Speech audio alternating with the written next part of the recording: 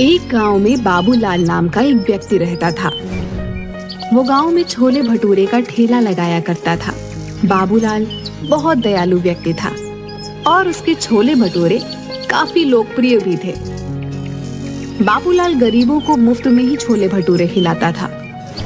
बाबूलाल की पत्नी निर्मला हर बार की तरह आज भी शाम को बाबूलाल से झगड़ा कर रही थी। अजी, मैं आपको समझा समझा कर तंग आ चुकी हूँ, लेकिन आप हो कि मेरी बात एक भी नहीं सुनते। आधे से ज्यादा तो छोले भटूरे तो आप मुफ्त में बांट देते हो। अगर ऐसा ही हाल रहा तो वो दिन दूर नहीं कि जब हमें कटोरा लेकर घर घर जाकर भीख मांगना पड़ेगा। मैंने तुमसे कितनी बार कहा है अनीता, रोज रोज मुझसे झगड़ा मत किया करो। तभी बाबूलाल के घर पर उसका दोस्त गज्जू अपनी पत्नी आशा के साथ आ गया। अरे बाबूलाल भाई, कैसे हो? सुना है कल मोहनलाल तुमसे बड़ी अकड़ में बात कर रहा था। बोल रहा था कि तुमने उसे 1 महीने से पैसे नहीं दिए। अगर कुछ दिनों में तुमने उसके पैसे नहीं चुकाए तो वो तुम्हारा ठेला भी जब्त कर लेगा और मारेगा अलग से। भाई साहब, आप तो इनके दोस्त हैं, आप ही क्यों नहीं समझाते इन्हें कुछ? मैं तो समझा समझा कर तंग आ चुकी हूँ। अरे भाभी, मैं इस बेवकूफ को कई बार समझा चुका हूँ, लेकिन इसके सर पर लोगों की मदद करने का भूत चढ़ा हुआ है। कहीं किसी दिन ऐसा ना हो जाए कि इसे मदद की जरूरत ना पड़ जाए। गज्जू की बात सुनकर उसकी पत्नी आशा हंसती हुई बोली, अरे वो सब छोड़ो, ये देखो निर्मला, मेरा सोने का हार कल ही इन्होंने सुनार से बनवा कर दिया है। ये तो बहुत महंगा वाला हार लगता है। अरे महंगा वाला क्यों नहीं होगा, पूरे 5 तोले का है। निर्मला आशा के हार को हाथ लगाकर देखने लगी। तभी अचानक आशा पीछे हट गई। बुरा मत मानना निर्मला, कल ही खरीदा है और तुम्हारे हाथ भी गंदे हैं। तुम्हारे हाथ लगाने से कहीं ये काला ना हो जाए। अच्छा, मैं तुम्हें यही हार दिखाने के लिए यहाँ पर आई थी। अब हम चलते हैं। आशा और गुज्जू वहाँ से चले गए और निर्मला गुस्से में सोने चली गई।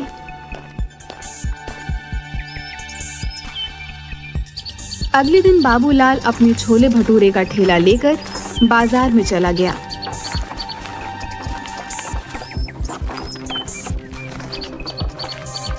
बाबूलाल के बगल में ही मुखिया का खास आदमी नरेश भी ठेला लगाता था।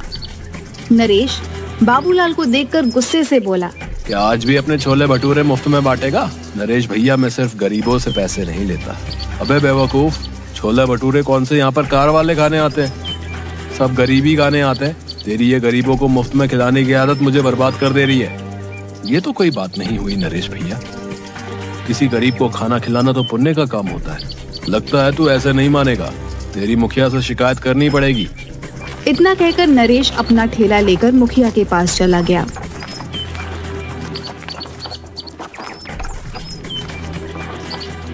नरेश को गुस्से में देखकर मुखिया बोला, क्या बात है नरेश, आज इतने गुस्से में क्यों है? मुखिया जी, वो बाबूलाल मेरे ही बगल में ठेला लगाकर लोगों को मुफ्त में खाना खिला देता है। अब आप ही बताओ, जब लोगों को मुफ्त में छोले भटूरे खाने को मिलेंगे तो भला मुझसे वो क्यों खरीदेंगे? मेरा बहुत नुकसान हो रहा है। नरेश की बात सुनकर मुखिया गहरी सोच में डूबकर बोला, तो चिंता मत कर, इसका उपाय है मेरे पास। इस बाबूलाल को गरीबों को खिलाने की बहुत आदत है ना। आज के बाद इसके पास इतने गरीब लोग आएंगे कि ये बाबूलाल उन्हें खिलाते खिलाते कंगाल हो जाएगा। मैं आपकी बात का मतलब नहीं समझा। अगर तू समझता होता तो तू मेरी जगह होता ना। बस तू निश्चिंत होकर यहाँ से चला जा, चल। नरेश वहाँ से चला गया।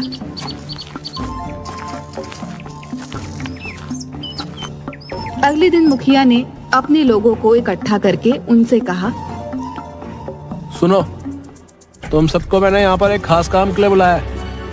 आज से तुम लोग सब गरीब बनकर बाबूलाल के ठेले पर जाओगे और उसके छोले भटूरे खाकर आओगे। देखता हूँ ये बाबूलाल कब तक मुफ्त में छोले भटूरे खिलाएगा। अगले दिन मुखिया के सारे आदमी गरीब बनकर बाबूलाल के ठेले पर पहुंच गए और उस दिन उन सब ने किसी भी ग्राहक को आने का मौका नहीं दिया। उस दिन के बाद वो सब रोज भेस बदल कर आते और बाबूलाल के मुफ्त में छोले भटूरे खाते। कुछ ही दिनों बाद बाबूलाल कर्जे में आ गया और अब कर्जदार उसे परेशान और घेरने लगे। बाबूलाल परेशान होकर ठेला लगाकर खड़ा था कि तभी मुखिया के आदमी संजू और नरेश वहां पर आ गए। क्या बात है बाबूलाल, आज कैसे मुंह लटकाए हुए बैठा है? ऐसी कोई बात नहीं मुखिया जी, आज तेरे चेहरे पर वो चमक नहीं दिखाई दे रही। अरे चमक कहाँ से दिखाई देगी मुखिया जी? बाबूलाल भैया को गरीबों को मुफ्त में छोले भटूरे खिलाने का बहुत शौक चढ़ा था, लेकिन अब तो इनके खुद के भूखे मरने के दिन आ गए। ऐसा कुछ नहीं है संजू भैया। अगर ऐसा नहीं है तो फिर तेरा मुंह क्यों लटका हुआ है? संजू सही कह रहा मुखिया जी। बाबूलाल मेरी एक बात समझ में नहीं आती, तो गरीबों को ही छोले भटूरे मुफ्त में क्यों खिलाता भाई? अमीरों में क्या कांटे लगे हैं क्या? हैं? क्या अमीर इंसान नहीं होते? किसी भूखे को खिलाना तो बड़ा पुण्य का काम होता है मुखिया जी, और किसी का कर्जा न चुकाना भी तो बड़ा पाप का काम होता है बाबूलाल। मैं आपकी बात का मतलब नहीं समझा। तू अच्छी तरह से समझ रहा है कि मैं क्या कहना चाहता हूँ। आज ही मेरे पास सीताराम और मोहनलाल तेरी शिकायत लेकर आए थे और बोल रहे थे काफी दिनों से तूने उनके पैसे नहीं दिए। मैं उनके पैसे जल्द लौटा दूंगा मुखिया जी। अगर 3 दिन के अंदर अंदर तूने उन दोनों के पैसे नहीं चुकाए ना, तो गांव में पंचायत बैठाकर उन दोनों से 25-25 चप्पलें हर्जाने बतौर तेरे सर पर पड़वाऊंगा, ढोंगी कहीं का। इतना कहकर मुखिया वहां से चला गया और वहां मौजूद सभी लोग बाबूलाल को देखकर हंसने लगे। अब तुझे पता चलेगा बाबूलाल कि तूने मुखिया का और मेरा बहुत नुकसान करवाया है। शायद तू जानता नहीं था कि जो मैं छोले भटूरे का ठेला लगाता था ना, इसमें मुखिया का ही पैसा मिला हुआ था। मुखिया अपना नुकसान का एक एक पैसा तुझसे वसूल लेगा। तेरे सर पर चप्पल ना पड़वा दी तो फिर कहना। नरेश सही कह रहा बाबूलाल, तू तो बड़ी मुसीबत में फंस गया भाई। अब 3 दिन में पैसे कहां से ला कर देगा? बाबूलाल ने उन दोनों की बात का कोई जवाब नहीं दिया। वह चुपचाप खड़ा रहा। रात में बाबूलाल जैसे ही अपने घर में घुसा, उसकी पत्नी ने उसे देखकर चिल्लाना शुरू कर दिया। आ गए सच्चाई के देवता, तुम्हारे पीछे गांव का मुखिया आया था। तुम्हें पता है कितना जलील करके गया है, मुझे और तुम्हें कितनी गालियां देकर गया है। पता है मुझे, गांव के मुखिया ने मुझे भी सरे बाजार में बेइज्जत करने में कोई कसर नहीं छोड़ी। मेरी तो ये सोच सोच के हालत खराब हुई जा रही है कि 3 दिन के अंदर पैसों का इंतजाम कहां से करूंगा। अब यही दिन देखना बाकी रह गया था। ले देकर हमारे पास यही एक रहने का घर था, पर अब तो मुझे ये भी बिकता हुआ नजर आ रहा है। जाओ इस मकान को भी बेचकर गरीबों और भूखमरों को मुफ्त में खिला देना। इतना कहकर निर्मला पैर पटकती हुई कमरे में चली गई और बाबूलाल पूरी रात नहीं सोया। अगले दिन बाबूलाल फिर से ठेला लेकर गांव की ओर चल दिया। बाबूलाल आज बहुत उदास था। वह अपना ठेला एक बरगद के पेड़ के पास खड़ा करके रोने लगा। हे भगवान, मैंने सुना था कि तू हमेशा दयालु लोगों की मदद करता है। मैंने तो गरीबों को मुफ्त में छोले भटूरे खिलाकर पुण्य का काम किया था, और इसके बदले मुझे क्या मिला? गांव का मुखिया सरेआम मेरी बेइज्जती करके चला गया। अगर 3 दिन के अंदर मैंने सीताराम और मोहनलाल के पैसे नहीं दिए तो बीच पंचायत में मुखिया मुझे चप्पल पड़वाएगा। मेरी क्या इज्जत रह जाएगी। अब मैं किसी भी गरीब को मुफ्त में नहीं खिलाऊंगा। मुझे माफ कर देना भगवान, मेरे पास इसके अलावा और कोई चारा नहीं।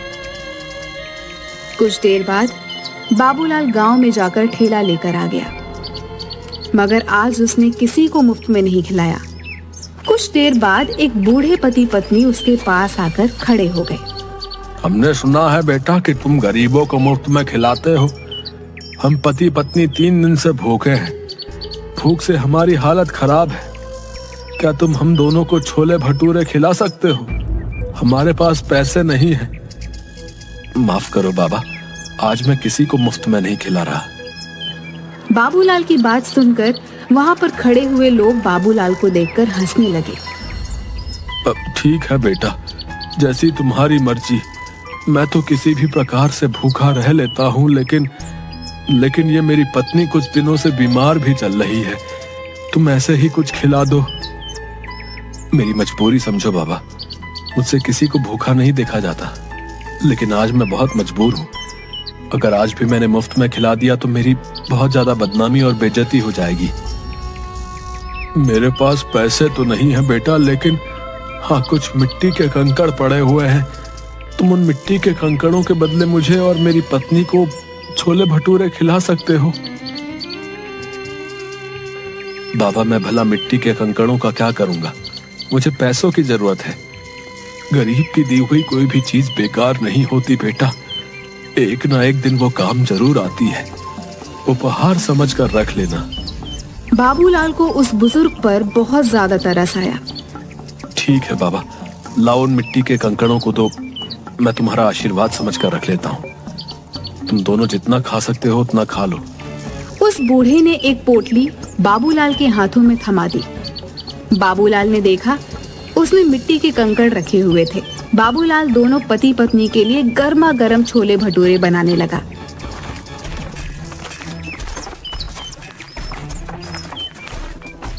तभी वहाँ पर ठेला लगाकर खड़ा हुआ नरेश बाबूलाल से बोला, अरे इन मिट्टी के कंकड़ों से तू भला कैसे सीताराम और मोहनलाल का कर्जा चुकाएगा रे? बेवकूफ आदमी, इतनी बेइज्जती होने के बाद भी तेरी कुछ समझ में नहीं आया? नरेश, मेरी जिसे मर्जी चाहेगी मैं उसे मुफ्त में खिलाऊंगा। तू कौन होता है मुझे रोकने वाला? जाकर बोल देना अपने मुखिया को। मुखिया का चमचा कहीं का। 3 दिन बाद जब मुखिया उन दोनों से तेरे सर पर चप्पलें पड़वाएगा ना, उस दिन मैं तुझसे बात करूंगा। हाँ, मुझे भगवान पर पूरा विश्वास है, वो दिन कभी नहीं आएगा। इतना कहकर बाबूलाल फिर से छोले भटूरे बनाने लगा, मगर देखते ही देखते वह बूढ़े पति पत्नी बाबूलाल के सारे छोले भटूरे खा गए। बाबूलाल जरा सा चेहरा लिए उन्हें देखता रह गया। उसने देखा उसके ठेले पर अब कुछ भी नहीं बचा था। बाबूलाल चुपचाप अपने घर चला गया। क्या हुआ, आज दोपहर में ही कैसे चले आए? कहीं आज भी सारे छोले भटूरे कहीं बांट तो नहीं है? निर्मला, मुझसे इस वक्त बात मत करो। अरे तो फिर और किससे बात करूं? अपना सर दीवारों पर मारूं क्या? मेरी तो सोच सोच के हालत खराब होते जा रही है कि 2 दिन बाद क्या होगा। वैसे तुम कभी शाम से पहले घर नहीं आते, आज क्या हुआ? बाबूलाल ने अपनी पत्नी को सारी घटना बता दी। हे भगवान, इस आदमी का मैं क्या करूं? इसने तो बेवकूफीपन की सारी हदें पार कर दी। अरे उन दोनों को सारे छोले भटूरे खिलाने की क्या जरूरत थी? मुझे क्या पता नहीं था। मुझे लगा था कि वो 2 या 3 से ज्यादा नहीं खाएंगे, लेकिन उन्होंने तो देखते ही देखते सारा ठेला साफ कर दिया। लाओ, मुझे भी दिखाओ आखिर उन दोनों ने कौन सी मिट्टी के कंकड़ दे दिए हैं जिसके बदले तुम आज सारे छोले भटूरे उनमें लुटा कर आ गए। वहाँ पर खड़े लोग तुम्हारा मजाक गलत नहीं उड़ा रहे थे। भला कोई मिट्टी के कंकड़ के बदले छोले भटूरे खिलाता है क्या? मैंने उन मिट्टी के कंकड़ के बदले उन्हें छोले भटूरे नहीं खिलाया अनीता। उन दोनों के चेहरे से साफ लग रहा था कि वो कई दिन से भूखे हैं। लाओ दो मुझे, मैं भी तो देखूं उन गरीबों के उपहार में ऐसा क्या है। बाबूलाल ने उदास मन से वह पोटली अपनी पत्नी को दे दी और पोटली में कंकड़ देखकर निर्मला गुस्से से चीखते हुए बोली, हाय राम, अब इस कंकड़ का क्या करूं? लगता है तुम्हारी किस्मत में सीताराम और मोहनलाल के हाथों चप्पल खाना ही लिखा है। अब जो होगा देखा जाएगा निर्मला। अगर भगवान ने मेरी किस्मत में गांव वालों के सामने मेरी बेइज्जती ही लिखी है तो उसे कोई नहीं बदल सकता। बाबूलाल वहां से चला गया और 2 दिन बाद बाबूलाल पंचायत में सर झुकाए खड़ा था। क्यों रे बाबूलाल, पैसे लाया है? इंतजाम नहीं हो पाया मुखिया जी, कुछ दिन की मोहलत और दे देते। वो तो हम तुझे जरूर देंगे, मगर सीताराम और मोहनलाल के हाथों चप्पल तो खा ले। ऐसा मत कीजिए मुखिया जी, मेरी बेइज्जती हो जाएगी। मैं किसी को मुंह दिखाने के लायक नहीं रहूंगा। क्या हुआ, उस दिन तो बड़ा मुंह चला रहे थे, मार खाने की नौबत आई तो अब इज्जत की दुहाई दे रहे हो? मुखिया सीताराम और मोहनलाल की ओर देखकर बोला, देखते क्या हो, मारो इस दानवीर को चप्पलों से। बड़ा दानवीर बना फिरता है, मक्कार कहीं का। मुखिया की बात सुनकर मोहनलाल और सीताराम बाबूलाल को चप्पलों से मारने ही वाले थे कि तभी वहां पर बाबूलाल की पत्नी निर्मला आ गई। खबरदार, जो मेरे पति को किसी ने हाथ भी लगाया। क्यों रे बाबूलाल की पत्नी, तुझे पता नहीं तेरे पति ने दोनों से कर्जा लिया था? तेरी इतनी हिम्मत कि तू मुखिया के आदेश को चुनौती दे? मुखिया की बात सुनकर निर्मला ने मोहनलाल और सीताराम के पैसे मुखिया के मुंह पर मार दिए। ये लो, पकड़ो इन दोनों के पैसे। आइंदा मेरे पति के ऊपर आंख उठाकर भी नहीं देखना। तू ये पैसे कहाँ से लेकर आई? तुम्हें इससे मतलब? तुम्हें इनके सारे पैसे चाहिए थे ना, और इनके पैसे मैंने तुम्हारे मुंह पर मार दिए। बाबूलाल निर्मला के पास पैसे देखकर हैरान रह गया। बाबूलाल ने आहिस्ता से निर्मला से पूछा, निर्मला, तुम ये पैसे कहाँ से लेकर आई? घर चलो, मैं तुम्हें सब बताती हूँ। बाबूलाल निर्मला के साथ घर पर आकर बोला, अब बताओ भी निर्मला, तुम ये पैसे कहाँ से लेकर आई? आज जब तुम्हें मोहनलाल और सीताराम पकड़ कर ले गए थे तो मैं फूट फूट कर रो रही थी। रोते हुए मुझे अचानक गुस्सा आ गया और मैंने गुस्से में वो पोटली बाहर फेंकने के लिए निकाली जिसमें कंकड़ थे। मगर जैसे ही उस पोटली में से कंकड़ फेंके तो उसमें से कंकड़ नहीं बल्कि बेशकीमती हीरे निकले। मैं तुरंत एक हीरा गिरवी रखकर पैसे ले आई और मुखिया के मुंह पर मार दिए। निर्मला की बात सुनकर बाबूलाल हैरान होकर बोला, लेकिन उसमें तो कंकड़ पत्थर थे। मैं भी हैरान रह गई थी। बहुत सोचने के बाद मुझे एहसास हुआ कि शायद वो दोनों बूढ़े पति पत्नी कोई मायावी लोग थे जो तुम्हारी मदद करने आए थे। निर्मला ने इतना कहा ही था कि तभी दरवाजे पर दस्तक हुई। निर्मला उन हीरों को देखने में खोई हुई थी। बाबूलाल ने जाकर दरवाजा खोल दिया।